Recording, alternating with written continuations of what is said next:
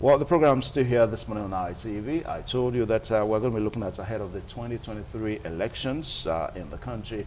And as we speak now, political parties already, having their state congresses. On Saturday, it was the turn of the All Progressives Congress to do their state congress across various states in the country.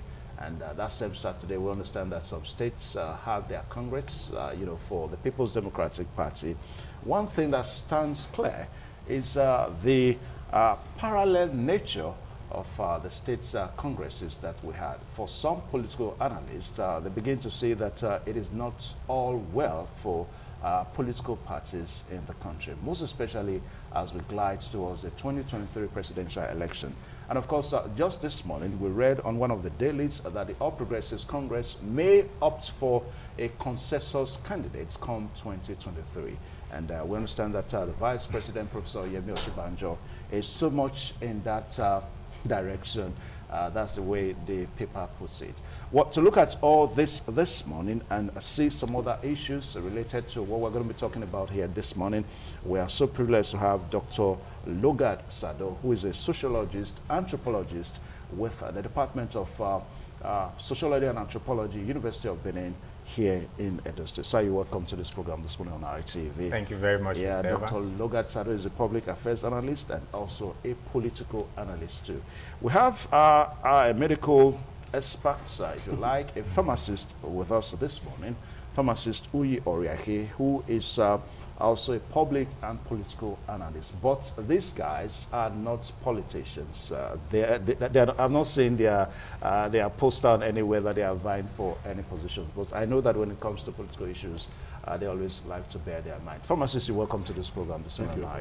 Thank you for having me. You're welcome. All right, Dr. Lugard Sado, I will start with you. We saw the state congresses across the nation on Saturday for the All Progressives Congress, and as it stands, we are having almost all the states having, a parallel Congress that is emanating into 2 or 3 leadership, in this party structure in the state. Now, what does this connote? What does it portend for our democracy? Thank you very much, Mr. Evans. Let me talk first on what it connotes. What took place on Saturday in most states in Nigeria, as far as the APC Congress is concerned, or congresses across the states in the country, connotes 1, dissatisfaction by some members. And this level of dissatisfaction has manifested in the parallel executives that emerged across several states, including Lagos, Akwa Ibom State, Kano, to mention but a few. Now, when some people feel that they are disenfranchised from a process, they do not belong, they are not allowed to make meaningful contributions, they do everything within their powers, as it were, to get relevant. And so it's a politics of relevancy that played out across the congresses. That's so dissatisfaction, and of course, disgruntled elements in the party also had to make their voices heard. When people are disgruntled, when people are treated with ignominy, when people are treated as if they have little or nothing to offer, the result is what you got across several states in the APC last weekend. Again, it connotes something that all is not well with our political structure. And that means if what played out in the APC is a reflection of the Nigerian state, then all is not well with our political structure. It is not unlikely, let me put it first in perspective, that the APC is the ruling party at the moment in Nigeria. They have the federal government, and of course, they also have control over majority of the states in Nigeria. What that portends for us is that our politics needs to be rejuvenated.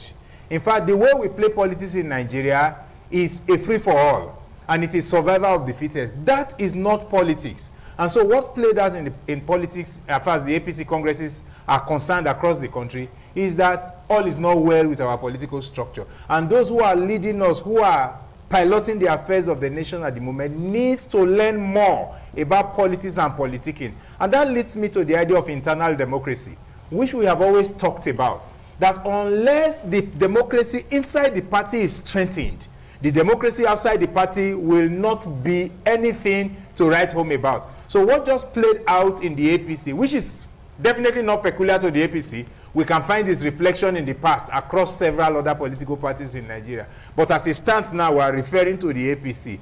It simply means that we have not been able to put our house in order. And when I say us, I mean Nigerians. I'm not an APC member and I don't belong to any political party. But the point here is that it connotes something really terrible for our nation, and we need to look at it in perspective. Okay. Now, for my sister Oye Oriake, for some people, they perhaps begin to feel about it differently, that this is probably a domesticated issue for the All Progressives Congress, that in other political parties, you may not have the same thing. You know, that's the way they put it, because they begin to look at it differently, that the ruling party cannot have a free Congress whereby that will be devoid of rancor and all that. Now, the issue started from the local government congresses across the country, and of course, it snowballed into the state congresses. Now, I don't know whether you notice the same impression too, that this crisis may just be a domestic issue with the All Progressives Congress. No, not at all. The PDP in Edo is lucky not to have had its Congress at this time, because they had their Congress in 2020. There were a couple of states that also held their Congress under the PDP platform last Saturday. Yeah. And the stories emanating from them may not have attained the same magnitude as you have with the APC, but it was basically the same thing. You know, I think it is important to understand that there is the level of desperation within the political class. A level of desperation. Desperation in the political class that is making it impossible for them to learn. Because, like Dr. Lugard said, internal democracy is what the country requires to grow its democracy. If parties cannot have those internal democracy, it is difficult. But you see this desperation, it snowballs into something else. It has been there. It seems to be worsening. And the people seem to generate in their hearts that the stakes are getting higher. And once they do that, they enlist their followership to ensure that certain things are done that may not even go well with the health of the party. And what you will see in the process is people cross-carpeting here and there. The same people who cross-carpeted years ago are the same people cross-carpeting back and forth, back and forth. A party that does not believe in what democracy can really do for them internally. For example, you will see many persons within the party who become very powerful, and they fish for candidates based on how deep the pockets of the candidates are, not really how qualified these candidates are to deliver the goods on the platform. So you see people who call themselves the godfather, the owners of the parties. You know, they woo people based on what they can get from these people. And there are those who are disgruntled as a result of these activities. There are those who have been serving the party for a very long time. There are those who are very qualified. They have been there keeping faith with the party. But these big people come on board and tell you, look, we are the ones who choose who leads us, our candidates. And they choose whoever. And you see disgruntled and dissatisfied people doing this and doing that, crossing to another party, only to discover that what they were running away from in party A is exactly what holds in party B. We have also seen situations where a particular political party dominates in a state. Then the leaders, some of the leaders, so to speak, make you believe that all you need to win an election is to be chosen as a candidate on this platform. And you see credible people left out in the ball, in the game, and certain person queuing up within this party just to get the ticket. I remember not so long ago, a particular candidate was not accepted at all in a particular constituency, but because he came under a particular platform, he went ahead to win the election. And the reason was that on the day of the election, there was a lot of voters apathy, because the public perception of these politicians and these political parties the public perception has been done a great harm, that people don't look at them as serious people anymore. Even those who are outside looking to choose politics as a career, when they look at the way it is being played, they make it a no-go area for them. Then we are depleted of those, our leaders of substance, who should actually carry the banner and lead this country. And that is where we are right now. Okay. Now, Dr. Lugard Sado, I don't want to mention names, but we know these big names, you know, in various political parties across the country, across various states. Let us situate it perhaps more with the All Progressives Congress, with what happened on Saturday. I don't want to mention names in various states, you know, the big names in the party in various states. But do you think we can actually have a viral political parties in the country without these big names? That's $1 million question, frankly speaking. With the composition of the Nigerian political structure as it stands, it will appear impossible. But it is possible. I had to say that because at the moment, our political structure, including the political parties, are built around individuals. I have around these big names? Yes, around individuals. You know, Barack Obama said something in Kenya some years ago, that strong democracies have strong institutions and weak individuals. But in Africa, we have strong individuals and very weak institutions. So until we reverse that trend, these men and women will continue to decide the direction and the pace of politics in Nigeria. So the truth is that it's not like it's not possible, but are Nigerians willing to weather the storm? Are Nigerians willing to take the bull by the horn and place a demand on what they should think is their fundamental right? But no, what do we do? It is for the highest bidder. We give our votes, our support, our voices to those who pay us more. And these people have now known that the politics the average Nigerian plays is the politics of commodity, where your vote is commodified. And you get value for your vote, you get value for your support, and that's all. And that is why for 4 years, these people do not think of any meaningful development that they bring into the country. So these big names, like you call them, in the APC, we cannot but mention some of their names. For instance, the president is the national leader. If you like, I mean, when I said that, I quickly remember that that will be taking Tinubu's position. Tinubu is the national leader. The president is the leader of the party. Ganduje is governor and leader of the party in Kano State. Ambode is governor of Lagos State, but the national leader is the leader of the party in the state. In Edo State, we have a chairman, but we know that former Governor Adams Oshomole cuts the shots in Edo State. These are the power brokers in the APC, just to mention but a few. Whatever you want to do in these parties, you must call these people. They must give their blessings. Otherwise, no matter how popular you are, no matter how progressive your ideologies are, these men can decide that you are not going in and you won't go in. It happened in Edo State about a year ago when in the APC, certain elements felt that the incumbent governor then, Governor Obaseki, should not come for a second term. Despite the desire of most members for him to return, some powerful men, like you said, decided that Obaseki has no place to go. And they did it and it happened. And the heavens did not fall. The only opportunity for the Obaseki was to cross carpet to another political party. That is a discussion for another day. Yeah. My point here is that we can achieve it. But as it stands, we must demystify these individuals.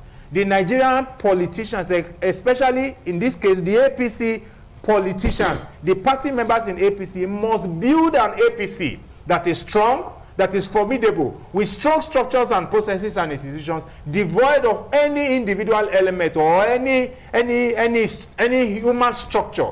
Until they do that, they will be at the mercy of these godfathers. Okay. And we are tired of the politics of godfatherism. We want people who have something to offer. We have men and women. We need men and women who have credible things to offer to move our democracy to a higher democracy. Until we do that, we will continue to live under their rules and their laws, which of course are not convenient for us. All right. Now, I said it a while ago that just this morning, the All Progressives Congress, came up and said that they may opt for consensus candidates for the next presidential election. Well, that may be a discussion for another day, but there is something that I also need us to talk about here, gentlemen.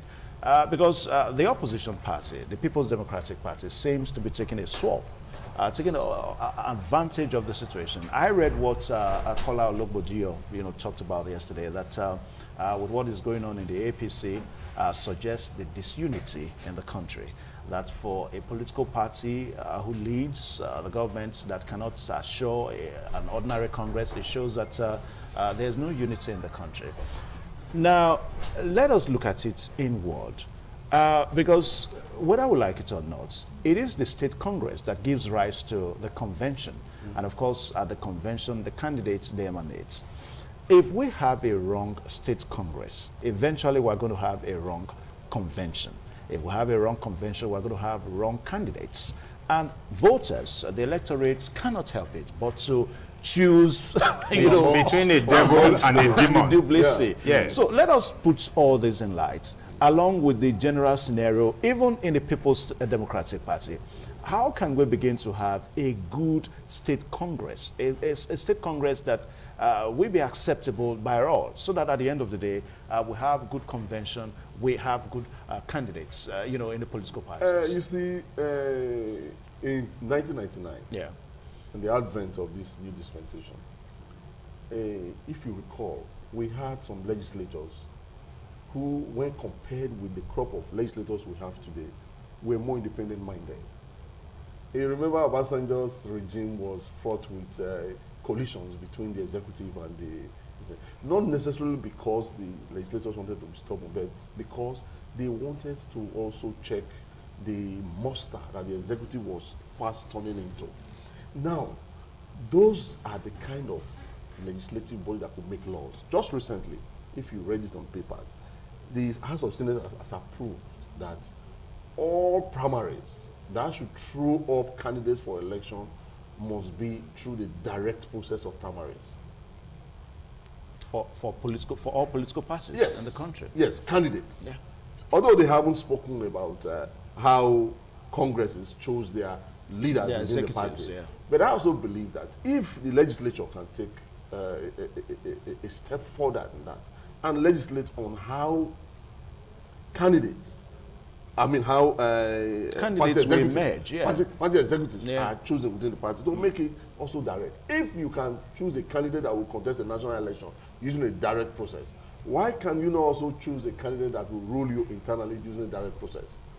You understand? So that... But again, pharmacists, we've seen issues with that. Politicians have a way of also gagging. If we say that we should have direct primaries, it is only registered members of the political party. Definitely. And these politicians at times, with their apparatus, can decide who they give the party card membership to. No, already. I'm a card-carrying member of the People's Democratic Party, and there is registration going on, online registration of all party members. So when that happens, nationwide, when that happens, you will not be able to deny one person his right of membership one way or the other, because it will be online that this one is a member of this party. And we can advance it further. While we cast our votes, we cast our vote for those that we prefer at that level, so that there is space. You take the party away from certain individuals, certain elements. You take it away from them, so that those elements will also need to appeal to you, to agree with them, to have their way on all occasions. Not that those elements will sit down somewhere and believe that without them, nothing will stand. It is happening in Edo State right now. Let me just really tell you. Some of these elements are losing their strength and losing their power now because of the stance of the government in power. Because he knows that if this continues to be the case, then we will not have that political space that we all clamor for. Pharmacist, if you say this, some persons perhaps may feel differently with your opinion this morning. Because if you say that with what is going on in Edo State, that you are taking the party from certain elements, where are you taking the party to? Is to the people. To the people or to another element? No, to the people. You are taking the party to the people. Let me tell you, I know where you are going. But remember that the governor himself has a tenure. He has a tenure. When he's through with his tenure, there will still be the party. You understand? But the structure he puts in place will still be there, and that is the concern for some people. Well, there is always a party structure. Party structure is at the ward, the local government, the state, the zones, and of course, national. At those levels, decisions are taken. And a man cannot establish himself at all of these levels and, you know, be the opinion holder for everybody. So, you see, it is good that we take this thing to the ward level. It is at the ward level that politics is being played. All members of political parties are registered in their respective wards.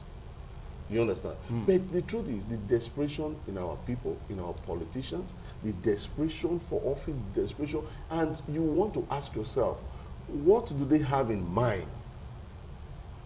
The only thing they have in mind is to use that power to project personal interests most of the time. All right, Dr. Lugard Asado, the APC is saying that they may opt for consensus candidates, as if that may be a way of trying to solve the situation. Now, if that be the case in future, don't you think we are going to see more crisis? Don't you think so? More reactions and counter reactions?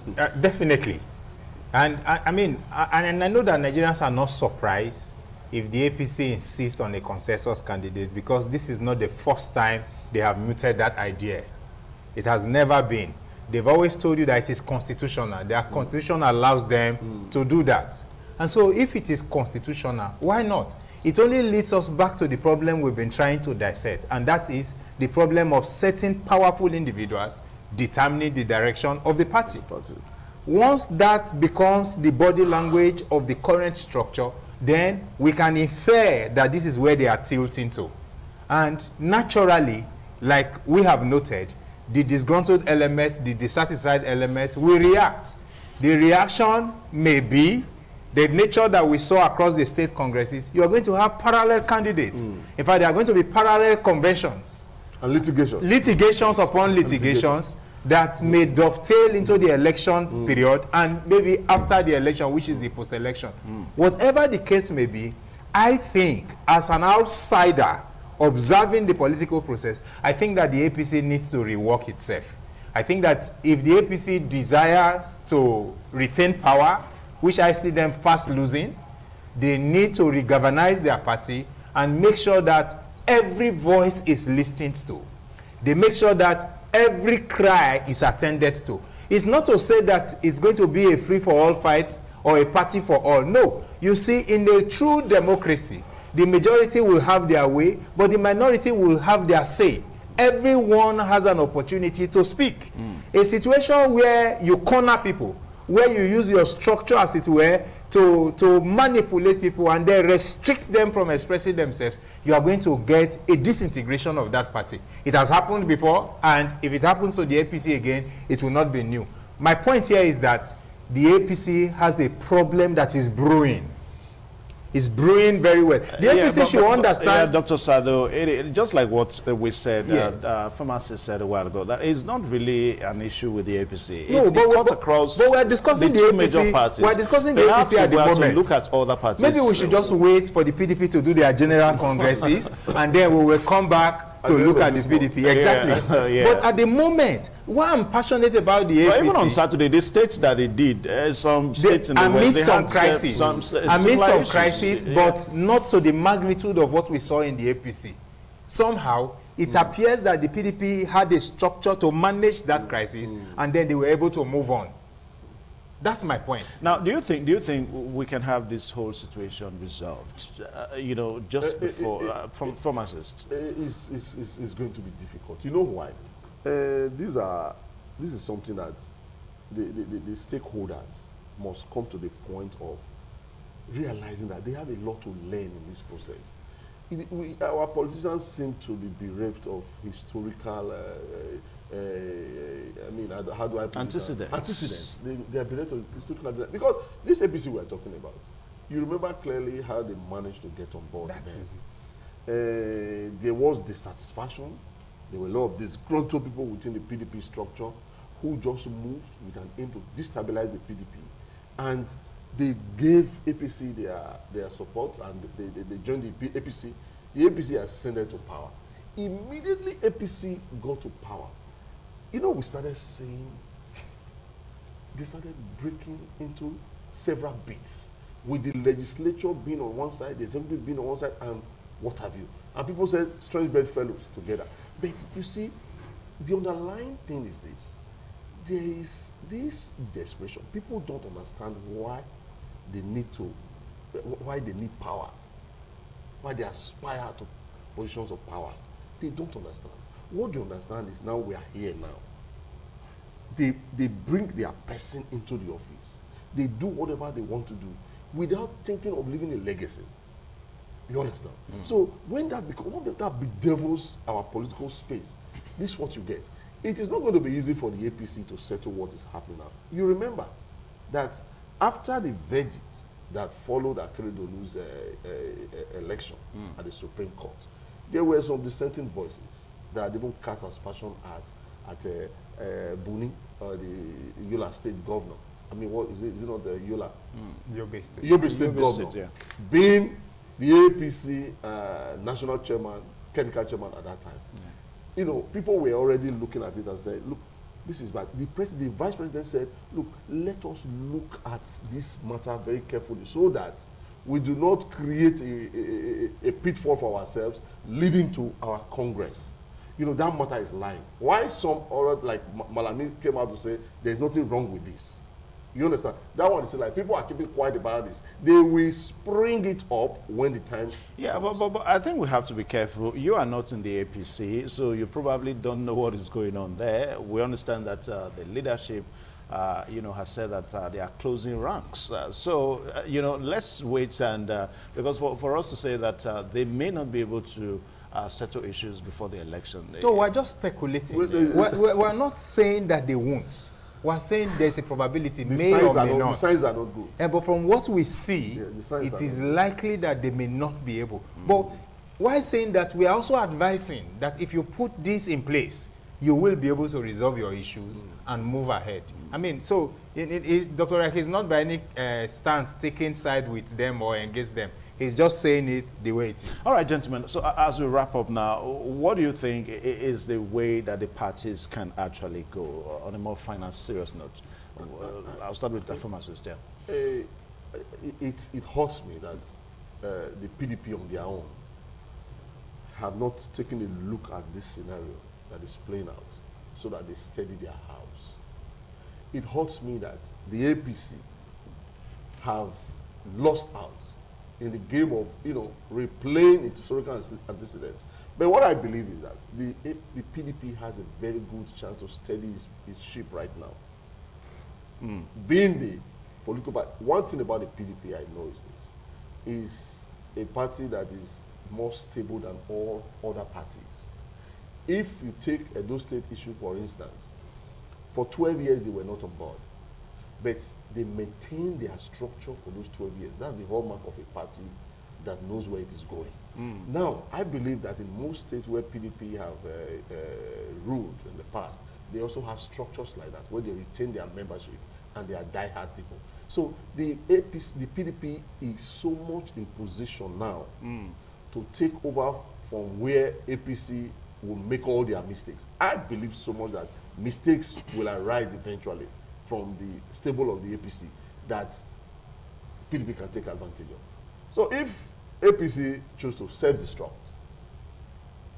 and we have a credible alternative, we will not be complaining, provided the credible alternative in the course of time also learns that this is what befell a political party that started assuming so much powers and authority beyond what they really have, when some individuals within the structure. So PDP should be ready. We should not lose sleep over what they are doing. The only reason it concerns us now is that they are a ruling party. And we do expect that, violent streak could arise from all of this. And perhaps too, the way PDP is getting ready, other political parties are also getting ready too. So that's why I mentioned that the PDP is the most stable political party. If our governor had gone on any other platform, then it would have been very difficult. Realizing some parties are also stable, pharmacists. You at don't. best they are regional. All right, Dr. Logatsado, finally. Okay, well, I think that all parties in Nigeria, including APC and PDP, should strengthen their internal democracy. Okay. And I think that that is the way to go if we want to make progress as a nation. Secondly, I think that the political actors need to dissociate their personal desires and aggrandizement from the political from the political ideology. I've always advocated that our politicians don't have ideology, and the political parties have lost their ideologies. In fact, what is at play in Nigeria is the ideology of anarchism. That's a bit too well, I dare to say so that, I mean, an ideology describes a philosophy, an ideal, what is expected, the principle, the rules that guides the operation of a political party. Which political party can you define in Nigeria with an ideology? What you have is anarchy, playing itself inside the party and outside the party. What took place on Saturday in APC is anarchy. That's the ideology of anarchism. And it is not advisable. Any system that wants to grow should not be anarchist in nature. Okay. So I'm advocating that for our political parties in Nigeria, they must do away with anarchy. It should not be thugs and rascals occupying positions of authority in your party. Because you want power, you get a tout, a nobody. You know, Idris said something on Monday, and I liked it on this platform, that in a state in somewhere in the southwest, that the chairman of the NUROTW is a professor. And he said he was shocked. So a professor is now an Agbero. And he said, but that's the way to go. He would not have even said that. That union is not an Agbero. No, I mean, I'm quoting him. I'm quoting him. I'm quoting him. What he's saying is that he was even using that as an applause to say, look, until the professors get into politics, until the clergy gets into politics, we will keep wishing and daydreaming that politics will improve. We must all be involved in politics. That is public perception. That is it. Public perception is not right now. There are those who have what it takes to be players in the political game. Okay. All right, so gentlemen, let's keep our fingers crossed. We're going to be standing at Kimball and watching the All Progressives Congress, how they will be able to go through all this crisis. Now, by my sets here, I've got various states. In Abia State, the situation was not different. Also, let's see more states now. In Delta, despite the High Court's order restraining the conduct of the last local government congress in Delta State, a faction of the party led by Deputy Senate President Senator Ovio Magige organized the exercise, which he described as peaceful. That's for him, while the other factions also organized their Deputy own. Senate That's in President. Delta State. Then let's see, in Akwa Ibom State, we'll have the report that similar situation, you know, 2 congresses were held in Akwa Ibom State, giving rise to this situation there. In Enugu State too, the situation was not different in Enugu State, where former Senate President Ken Namani and the State Caretaker Committee Chairman Ben Owoye were said to be locked in opposing sides and striding for control of the soul of the party, meaning that it was 2 opposite sides of the situation. So if you go down, even in Ogun State, we're told that the situation in Osun State too, the situation was not different, and even in Lagos State, the situation was not different. So it goes to show that the All Progressives Congress, as it stands, had you know, a parallel congresses across various states on Saturday. So like what we said, we're going to make sure that for us here at Independent Radio and Television, we do go the extra mile to make sure that we bring you all the sides of the story, of the situation, so that you'll be better informed and also get the latest information. A very big thank you to my panelist, Dr. Logatsado. Thank you for coming, and also pharmacist Uyi Oriake for joining the program today. The program continues this morning on ITV.